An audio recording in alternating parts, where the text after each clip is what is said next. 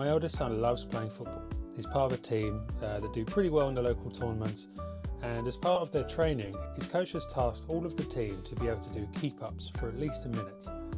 This has started a long journey of going to parks and quiet streets as often as we can to give him the chance to practice.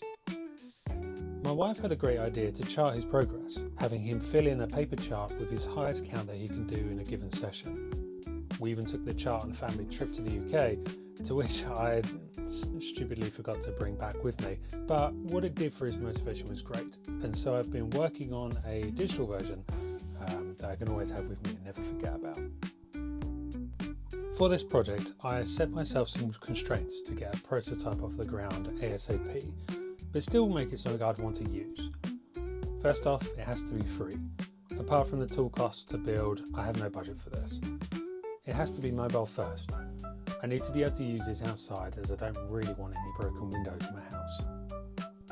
I want to try building this in a way I haven't done yet with vibe coding too. Finally, I've realised that up until now, as I count his keep-ups, I use my fingers to track, as I want to keep watching what he's doing. So this has to be usable in some way without looking at the screen.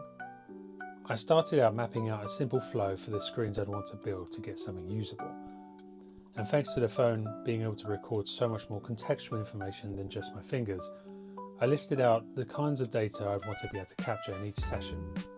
So having multiple attempts, the surface type, the location, weather, time, and so on became available to make use of. The original paper chart did great to visualize the progress too, so making use of the data in some way, visualizing it, was also important. A quick list of features turned into some quick sketches give me enough to start thinking about how to brief Cursor and see what kind of build would work for this.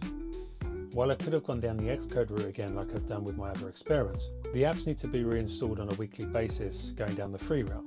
So I ended up going the web app route, using Firebase for the data and Netlify for hosting. The first few rounds of screen generated were rough.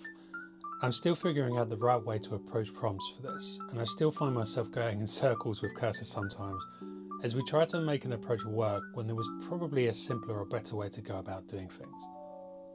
But after some time going back and forth and overlooking the visual design initiative Cursor was taking, I got a working prototype that I could take out to test. Overall, it didn't really work. Data wasn't being recorded, clicking fast to record kicks zoomed in and so on. There was still a lot to do, but Cursor at least made me feel like it could get better. My prompts changed in scope, so I could isolate specific areas to focus in on and be clear about what I didn't want it to touch. I did though need to take a bit of a step back and feel comfortable again with what I was doing in this, so I diverted my efforts to working on more details on the screens and visual explorations, which led me to do some moodboarding, colour explorations, and try to figure out how I wanted to keep recording keep-ups without looking at the screen the whole time. In the trend of trying something new, I definitely knew that leaving the visuals to Cursor wouldn't keep bringing me back to use this. So I tried creating a library based on work I had done in Figma in hopes to transfer it all to the final app. I'm not sure if I went the right way about it, but eventually, after undoing a lot of the initial work Cursor had done without asking me, I got to somewhere close enough that I felt comfortable using. After a bunch more iterations from my desk and merging the visual language together with the build, I got something that by far no means is done, but it's definitely a prototype I can take out with me to record my son's process and show him how it's going to hopefully give him a bit more motivation. While using this actually and setting some of the goals, he keeps asking me about, oh, we're nearly done yet. I've got to do 120 keep-ups by Christmas.